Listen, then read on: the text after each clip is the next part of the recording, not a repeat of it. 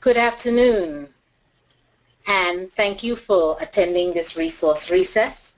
My name is Camille Hospitalis Miller, and I will be one of the moderators today, along with Mimi Kosterman and Lori Ward. Our presenter today is Denise Duquette, and I'll tell you a little bit about Denise in a few moments. In the meantime, let me give you a little bit of housekeeping so that we can be sure that everybody is on the same page. You are all muted, and this recording will be available in the IVAA, on the IVAA website in the cabinet. Feel free after this presentation, it will probably take a day or so to take a look at this recording. There is also going to be a URL, if it's not up in the chat box already, it is actually available for you to have a copy of this presentation. Now, the topic. There are many project management tools on the market, but finding the right one for your virtual assistant practice may take time, and that's time you don't want to waste. So let's talk about Asana, a free, easy-to-use project management tool that you can use for both business and personal tasks. Keep you organized. Did you know that the founders of Asana are Facebook co-founder Dustin Moskowitz and ex-engineer Justin Rosenstein? Yep. In this resource recess, you go through the basics of the browser-based application, including the differences between workspaces and organizations, setting up projects, tasks, assigning tasks, adding tags, and why that's a good thing to do, reporting, sorting, and yes, how to give your clients access to their tasks, and only their tasks. We'll also briefly touch on the mobile version so we can stay on top of things when you are on the go. If you like that endorphin relief happiness, then you can check out of a task completed. Then you'll love Asana. Now, our speaker, Denise Duquette, former marketing director, former admin, former glue that keeps it all together, is the insanely curious, super enthusiastic owner of out-of-office virtual assistants. Working from her home office in Vermont since 2006, Denise works with select clients who make the world a better place and pass the "is awesome to work with" test. Focused on streamlining administration, her approach to achieving and exceeding client goals is by offering simple methods to increase productivity and help everyone work more efficiently. In her free time, Denise enjoys her Xbox a little too much, reading, attending Vermont Lake Monster Games, and when Mother Nature allows, kayaking. Hey, thank you for having me. Sure. So it is true. Asana can make your life a lot easier, a lot better, a lot more organized, and we're going to talk a little bit about that today. So as Camille mentioned, I am the owner of Out of the Office Virtual Assistants, and I've been doing this for a while. Overall, my mantra when it comes to work is work with great people, give back to the community, and keep moving forward, even if there are setbacks. Okay, so let's jump into it. There are 1,440 minutes in a day. That's like 80 some odd thousand seconds in a day. You're never going to reaccumulate time, so you have to use your time effectively. And it's our job, it's our goal, it's what we do, is we want to make sure that our clients are not doing tasks that we should be doing. That's why they contract with us. Now, there was a recent study, I think back in 2013, by Harvard Business Review, that business owners, especially small business owners, waste 41% of their time performing activities that they should be delegating. And those are the tasks they should be delegating to us. as a virtual professional, you know that it's really important to be organized, to manage your time effectively, be productive, not just busy work, be accountable in what you do. Personally, I find that minimizing email is paramount in this day and age, and you want to be transparent in your productivity. So let's talk about how to do that. Well, the easiest way to do that is to use a project management tool. And basically, when you get down to the nitty-gritty, project management is just really a system of mapping out how to get to a goal, whether it's software development, whether it's moving, whether it's having a party, planning an event. It's all one specific goal, and you use tools to do that. So, how many of you have ever seen any of these logos? Basecamp. I'm sure you've heard of Basecamp. Or Trello, 17 Hats, Todoist, Slack, Project, Remember the Milk. There are a ton of different project management tools out there. So which one's the right one for you in your practice? Well, honestly, that depends. Ultimately, one of the skills that a virtual professional has is the ability to adapt, to pivot, and to change. Now, if you have an existing client or a new client who is already using a project management tool and they've used it for years, they love it, it does everything they want to do, well, then you're going to have to adapt, pivot, and change. You're going to have to learn to use that tool, whether it's Basecamp or Teamwork or any of the ones out there. But a lot of times when people come to us, they don't have one. They don't really have a system. They don't have a tool. They don't have a process, a protocol. So if they aren't using a project management tool, start that conversation about using something, because now you're not in their office. You're not face-to-face with them. They can't just come out of their office and talk to you. You need a tool that they can access all the time and is very straightforward. Ultimately, you don't want to add more work to their workday. So we're going to talk a little bit about Asana. And I love Asana. Well, okay, I won't lie. Asana is free for the first 15 users. So that's a really good deal. And unless your team is really huge, that's a great way to start off the conversation with a client, that we're going to implement using this tool, but it's not going to cost us anything. So as Camille mentioned in the introduction, Asana was actually founded by one of the Facebook co-founders, Dustin Moskovitz, and one of the ex-engineers, Justin Rosenstein, and they both work to improve employee productivity at Facebook. And they got a lot of great seed funding from angel investors and venture capitalists, including Peter Thiel. And when the beta came out in November of 2011, I was probably short in that line of getting in there right away because it looked like a really great product and I really wanted to test it out. To give you a little bit of info, it's not just little businesses like ours that are using it. Big companies like Airbnb, Dropbox, the United Way, and Uber also use Asana. So that's pretty cool. You think about all of the navigation and coordination that Uber uses, and they use Asana. And yeah, I've been using it for quite a while now. So what is Asana?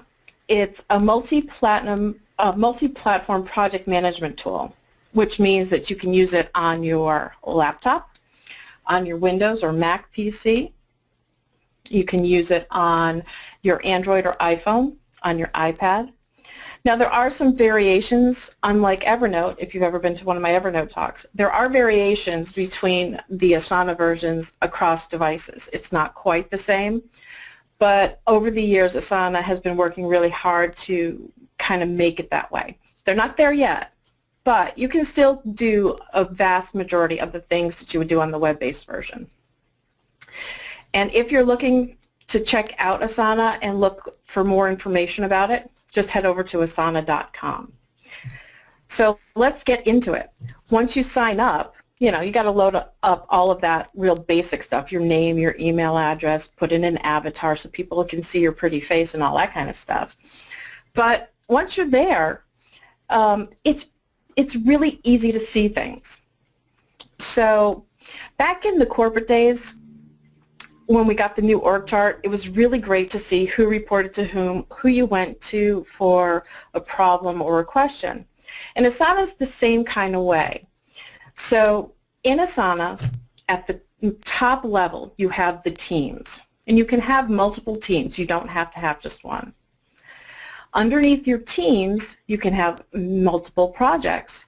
And underneath the projects, you have tasks and subtasks. Pretty basic. Pretty top-down. You can honestly follow the path right down to the subtasks if you need to go that far. So putting it into practical use, when you start a team, you go ahead, give it a name, and you add team members. Now those team members can be inside your organization or they can be outside of your organization. So you can mix email addresses. That's what it boils down to. Someone doesn't have to have @yourdomain.com email address to use Asana. You can have folks using Gmail and Yahoo and, you know, as long as they're not using their sexy kitten mitten at Gmail account, it's all good. Once you get your team all set up, each individual person will receive an email saying, hey, Jane Doe invited you to join their Asana team, and we're going to be working on XYZ. And you will see that there is a little underneath your team, you'll see these little circle icons, and those are going to be for all your team members.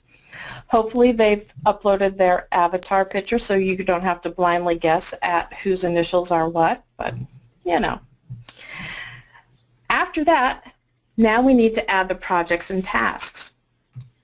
And that's not too hard. But before we get into that, I want to talk a little bit about workspaces and organizations. And if you've ever used Asana in the past, especially if you started from day one, there's always been some sort of confusion between a workspace and an organization. Organizations are now the default if you've never signed up for Asana before. What it basically does is it allows you to, anybody that has an email address with your domain, it makes it much easier to share things within just your organization, as opposed to having people from all external places. The biggest advantage of having an organization, however, is that when you're looking at your screen in Asana, you can see all of your different teams, one right after the other, after the other, after the other.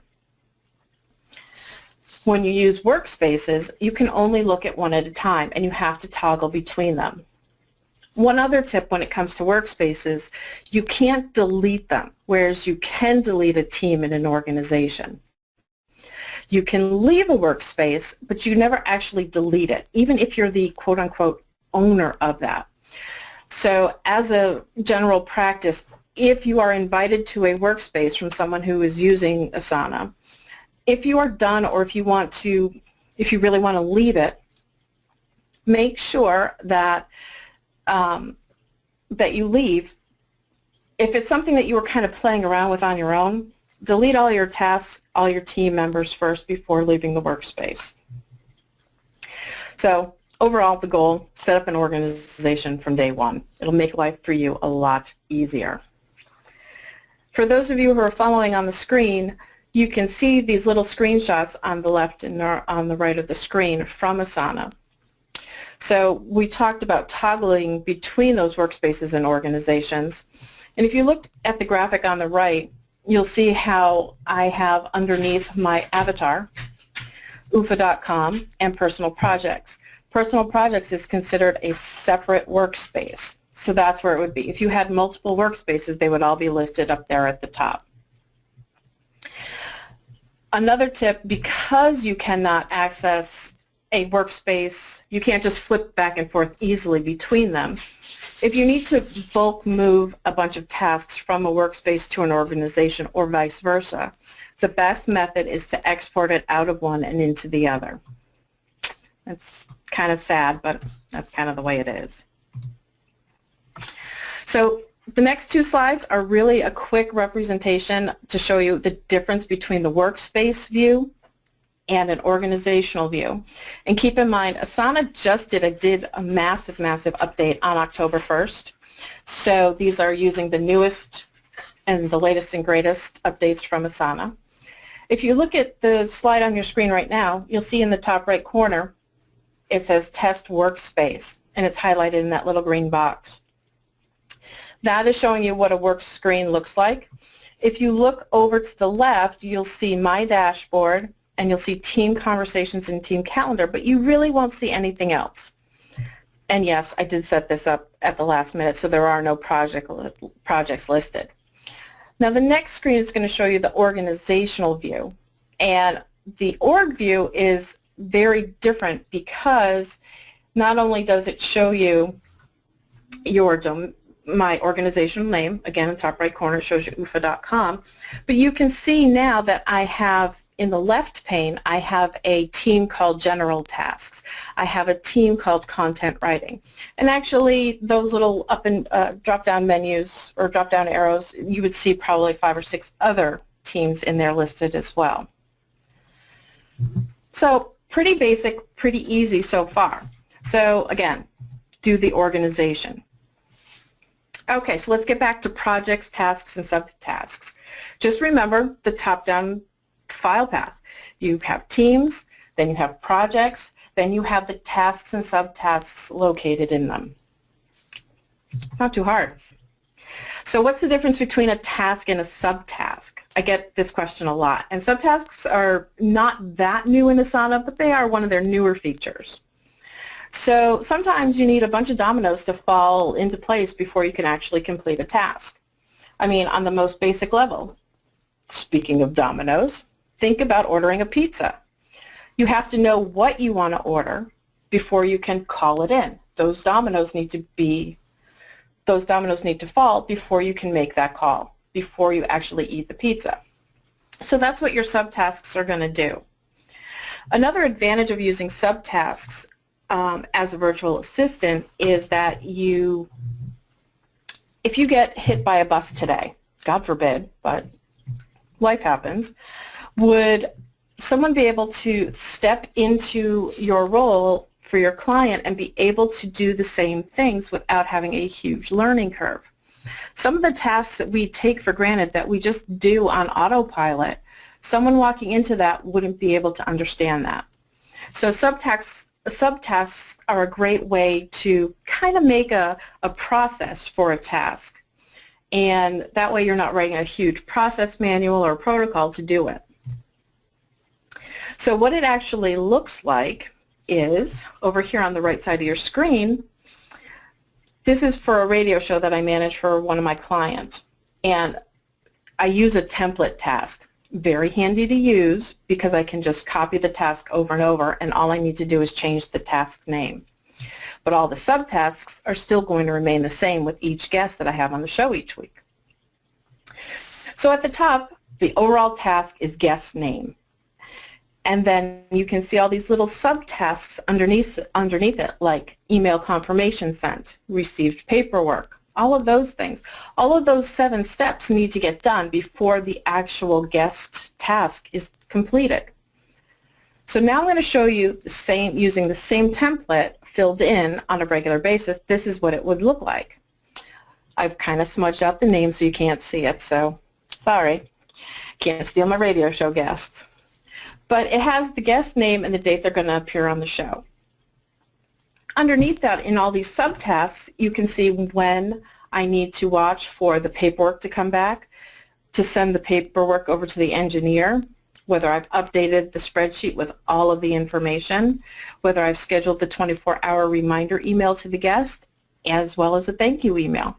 So each of those I can check off as they come due and are completed, giving you that little endorphin boost for the checkbox completion. Yay! But it also keeps me on track. Now, if I did get hit by a bus, my replacement could go in and say, okay, these are the steps I need to do in order to have a guest on the radio show. Copy this task and re-go. So that's why you would use a subtask. We're going to take another little side digression about Asana. Now again, I mentioned that one of my goals is to reduce email. Asana can generate a ton of email if you allow it to do so. A couple of years ago, I read this great article about a woman who, the article heading was, How I Survived Without Email for a Year. And I was like, that's interesting. The more I read it, the author basically said, you can never really get rid of email because there are always going to be software and programs and things that you sign up for that you need to confirm via email. However, she moved all of those conversations and all of those forwards and CCs and BCCs and all of that email into a project management tool. To be honest, I don't remember which tool she used. It could have been Asana, but it could have been something else. But she used, for all of her different clients, she used project management. Sometimes they required Basecamp because that's what her client was using. Another team might have used Asana, but she basically kept it all contained within those project management tools. So if your goal is to reduce your email, the first thing you want to do after you get set up is to go over to your profile settings. Again, hit in the top right corner of your screen where your avatar is, you'll see your profile settings. And you're going to want to check and uncheck some of these checkboxes in here. So you can see for reminders, anytime that you have a task due, Asana will send you an email. On a side note to this side digression, if you have a task that's due on, say, Monday, the emails will get generated Monday at, 12:01 a.m. If you assign it an actual time within the date, it'll send that email at that time. Activity, that's the killer. If you have a large team, or even just a few people working within your team, anytime someone touches a task, whether they add a comment, add an attachment, that's considered an activity. Changes the date, changes the assignee. Every time that happens, you'll get an email. That can generate just a ton of email.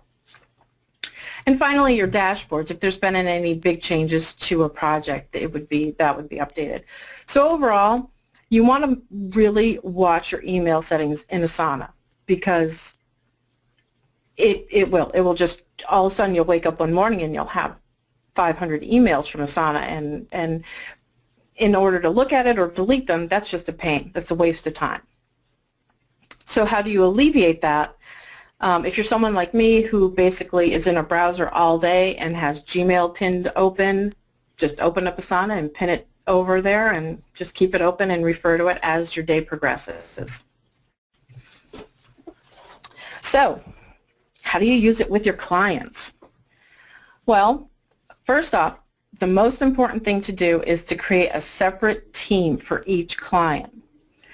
If you're someone who just has all of your tasks in one big, huge list called like my task list, what is going to happen is when you start inviting people to converse and to comment and to add attachments and collaborate, they're all going to see everything. So you make a team for each client. You don't want client A seeing client B's stuff, especially if they're in the same industry. Oh my God, that would be horrible. Even though you can set them, you set up your teams and you can invite people right away, I recommend waiting until you have a framework set up within there. Set up your projects, set up your tasks before you invite your client in, especially if they have to learn Asana. It's not difficult to learn how to use, but if you don't, if you invite them in, they're going to click it, they'll be like, oh, look at that, there's nothing here. And that'll be it. They'll be totally turned off by it. So after you set up your team, see if you have clearly definable projects. I mentioned earlier that one of my clients, I take care of her radio show program. So underneath her team, one project is really all about the radio show. Another project for her is her normal social media. And then a third project is the irregular one-off projects. And an example of that would be, setting up a birthday party for her son or making travel arrangements. They're things that you don't do on a regular basis that, that are tasks that you need to take care of. And it's also great because even though a task gets completed, you can go back and search for it if you need to pull up information from the past. So you've got your projects. Now you have to add your tasks and subtasks. And at that point, you can include your assignees and due dates. Then invite everybody to it. Then it's all filled out. People can come in and start working or start commenting or start collaborating and get productive. Now, if your client isn't used to using a project management tool or Asana or both, you're going to have a little bit of training to do. Again, just remember, teams, then projects, then tasks and subtasks. Remind them, just as I have reminded you, that Asana can generate a ton of email. Advise them on how to change their settings if the goal is to keep them to reduce their amount of email. At that point, keep in mind, your client's now in there. They can start assigning you all kinds of stuff, so make sure you're staying on top of it. They can also include other things. In addition, just like email, they can attach documents, spreadsheets. They can attach using Dropbox, Google Drive, off their hard drive. They can include PDFs, mock-ups, drafts. Basically, if it's a file that's attachable and not an executable, because nobody likes those, they contain viruses usually, you can go ahead and include that in Asana. And you can have your conversations from right in there. So, again, just like email, to attach, look for the paperclip, and attach away. I believe, I do not know the limits on this, however, there is a size limit, but I'm sure that there is, just to keep things, easy to use while on mobile. So there probably is a attachment file size limit, but I don't know what that is. Now, there's a couple ways to view your tasks in Asana. Most of us are going to use the list view, which is just really a whole list of checkboxes, due dates, and the task name. But there's also a calendar view, and you can actually set up a team, even if it's a team of one, for your blogging efforts. It's a great way to kind of keep you, a visual way to keep you in, to let you see what you've written about and what you've posted about. The last thing you want to do is write, I don't know, the same thing 2 weeks later. Not that I've ever done that more than a few times. So this is what the calendar view looks like in Asana. You can see from this image that there are tasks that are kind of faded out. Those are the ones that are completed. And you can see the ones that are kind of bright colored, and those are the ones that have to be done. Real basic, and from there I can continue to move on. You will notice that these are only my tasks, and there is a way to see your whole team's tasks, but unless I really need to follow something for somebody, I'm going to worry about my own stuff before I worry about everybody else's stuff. Now, we talked about adding your client into the whole mix, and if you're reducing your email, then you're going to want to keep an eye on your inbox for 2 reasons. Let's say your client is, well, not super tech savvy. They may not actually assign you a task. They may put it in there, but they may not have actually assigned it to you. So your inbox will reflect any kind of activity in that project. Good to know. For those of you who are on Facebook, you've seen notifications. Anytime you like an article or you comment on an article, you get those little notifications. That's kind of what the inbox does. It's like, hey, there's a new task. Hey, someone liked something you did. Hey, there's been a new comment. Hey, there's a new attachment. But it does it for every task. So that again, just you have the option of having your inbox sent to your email. Don't do it. But if you really need to sift through all of that in your email, if you're so inclined to do so, you do have that option. But the control of that is entirely up to you. Another thing with Asana is they have personal projects, and this is a default because everybody that works at Asana knows that, well, there's work and there's personal life. Now, here's one really important tip, and I have not verified this since the new update, but I've had this happen to me in the past.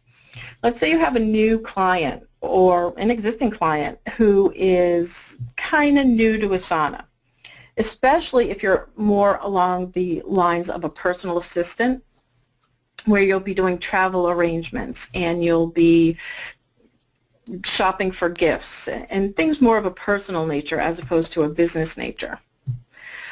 Make sure that when they start a team that or a project, that they're not plunking it into personal projects. They may think it's a personal project to them, but unless you go into that personal project's workspace of your own, you'll never see the tasks. So encourage them to just tell them, oh, I need it as a team. Set it up as a separate thing altogether.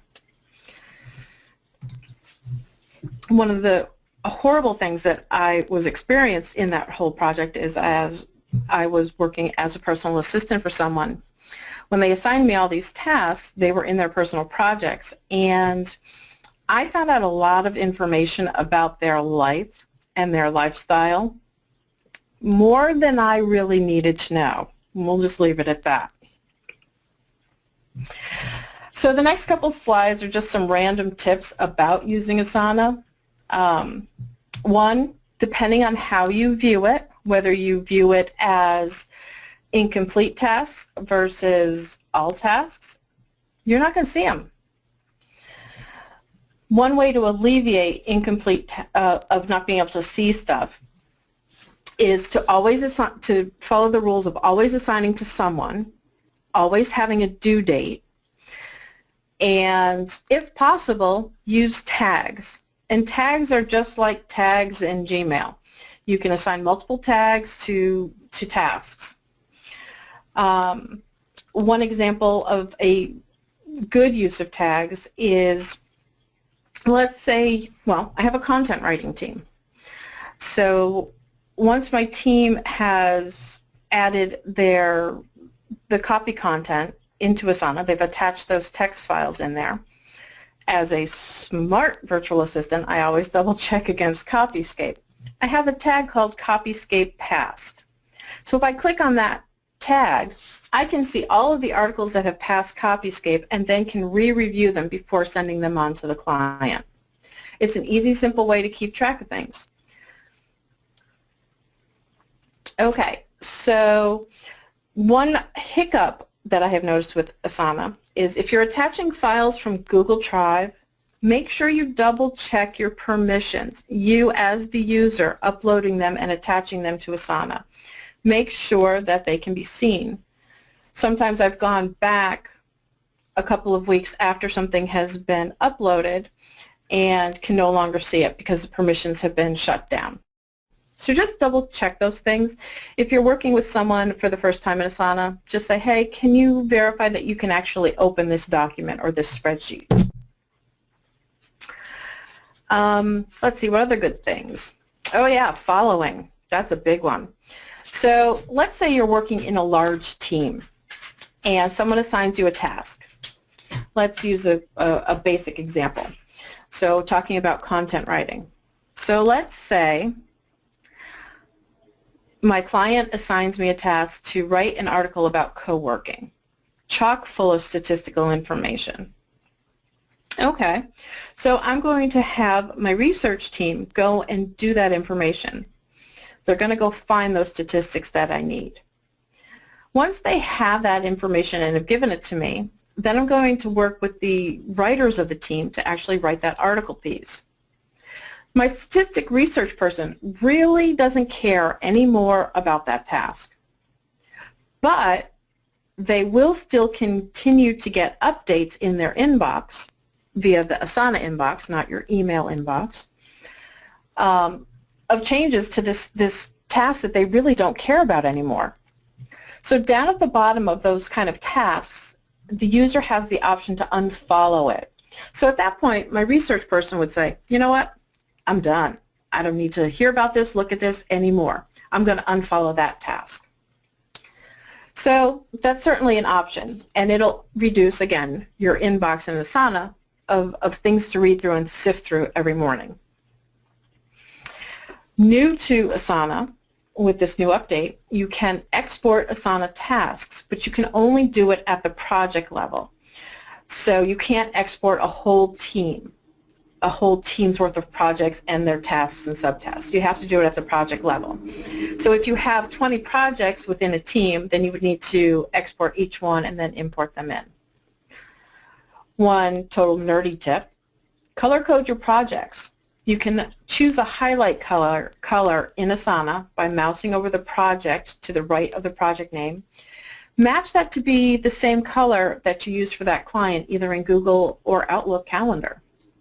So if client A's color is purple, when you load their projects into Asana, make it purple. That way you associate purple with client A all the way, through all of your platforms. So again, we talked briefly about pricing. Asana is free for 15 members per team.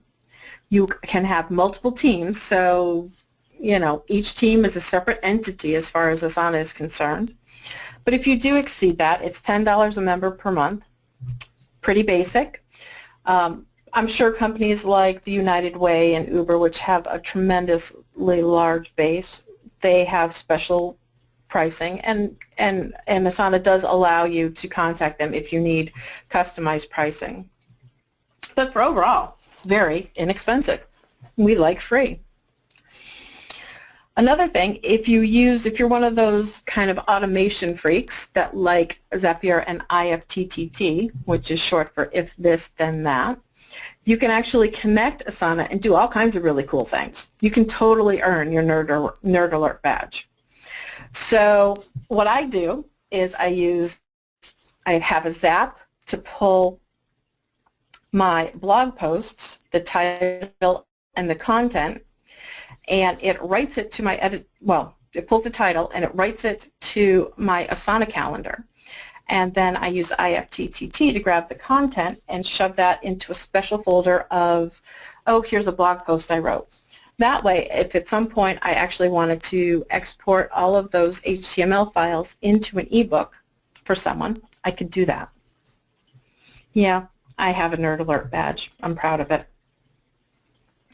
Finally, at the end of the day, it's just like a time management system. Using a project management tool, you need one that works for you, the way that you work, and will work for your clients.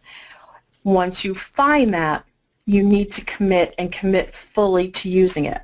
If you're someone who just kind of looks at deadlines and laughs as they fly by you, it doesn't matter what tool you use. Nothing will work. So you have to commit to using it. And that's about it. You can download this entire slide presentation from Google Slides, and Lori has been kind enough to post that in the chat screen. On this very cool final slide, you can see all these little circles of social media, and feel free to connect with me whichever way you'd like. Always, I will answer questions about Asana, do screen shares, let you actually see how I use it, and hopefully you won't steal any of my client data, because that would be bad. But, make it as easy as you can for yourself and for your clients. Keep it all in one place where they can go in at any point and see it, look at the status of things, interact, attach, keep it all in one place, and just keep moving forward. So, who's got questions? Do we have questions? No, at this point we have no questions. I've asked a few times, but we have not had anyone type anything into our question box. Oh, That's because I'm just so awesome. No. I was about to say, that's because I'm also very thorough.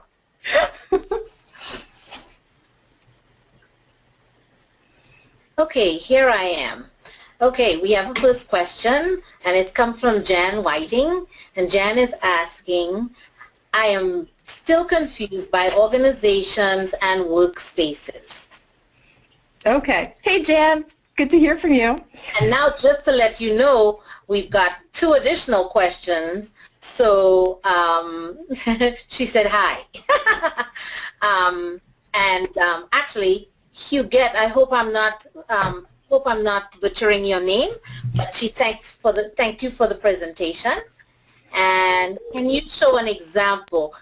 Karen has asked, can you show an example of setting up your first client? So if you want to go with Jan first. So really the basics when you're looking in Asana is in an organizational view, in your left-hand pane where all of your projects and teams are listed. In Workspaces, you will only see one. It'll be that one specific thing. So let's say our workspace is called Halloween Bash 2015. You can still have a bunch of projects in there, like the decorations committee, the entertainment committee, the costume contest committee. But all you can see is the Halloween party info. Now, if you're someone like me who has multiple clients and multiple teams using Asana, I can't just look at one screen and see if my content writer wrote an article for XYZ. I can only look at the Halloween party stuff. I actually have to go up to my profile and select back to my organization to see all my organization tasks. It's sort of like when you have Gmail, and if you're looking at it on the web and you're looking at your inbox, but you want to see, kind of what your personal email is looking like as well. You have to go and you have to choose Add Account, and it opens up in a new tab and that whole thing. It's sort of like that concept. And to be honest, I wish they had never made workspaces, but that was their original intent, was that you worked on one thing at one time. And that's great, but if you have all kinds of projects and all different things, whether it's personal life, business life, volunteering, philanthropy, it's nice to just look at one screen and have everything all on there. So, Jan, I hope that answers your question. If not, I will be glad to join you in a Hangout and show you some actual screenshots, or actually open up Asana and walk you through it. Okay, so can you show what setting up a first client will look like? An example? I can, and we're going to pop over there, so let's take a look. So, over here, looking at my screen, I can create a new workspace. So that's how you would do that. But if you want to set up a new team from the scratch, it's this difficult. You're going to say create a new team. And then from there, let's call it XYZ client. And for now, I'm just going to add myself because that would be like the smart thing to do. Once that's done, over here on the left pane, you're going to see that there is the thing called projects, and we're going to start adding projects. So I'm just going to throw a couple random projects up here.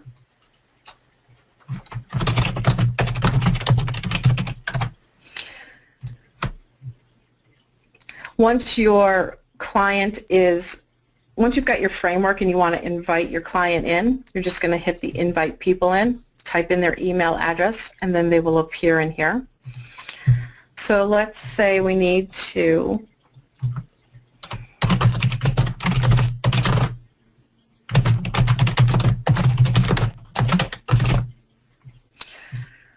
we're going to add the first task of finding relevant, if I could actually spell. We're going to look, let's say, on a weekday basis, we're going to assign ourselves a task to look for relevant social media links. That's something I would do for a client. So now the client can come in at a later date and say, let's only focus on leadership content, because that's her thing, you know. We can start having that discussion. And every day when I get that, I'm like, okay, yeah, leadership content. When I'm done with that task for today, I check it off, and then it'll take a minute to repopulate it, but it will show up again under social media after it's had a chance to refresh, and there we go. Tomorrow I have to do it again. So you would go through and you would add all of your tasks in here, and then at that point bring your client in and get them started. You know, just let that dialogue start going. And just so you're wondering, to expand it so you can see it fully, once you click on a task, it'll open in this right-hand side, and you can see all kinds of comments and discussions and so on. That's all there is to it. It's really basic. Are there other questions? Or Okay. Yes, we do. We have a couple. So this one, she wants an explanation about the teams, the members. She says, I have a question regarding pricing. Did I understand that you can have 15 members per team, and Yes. teams are unlimited? Yes. So if you have 10 teams with 15 people each, it's still free. I mean, you can have as many teams as you need, but it'll be free only until you hit that 16th person, and then at that point you go to the $10 per person per member per month.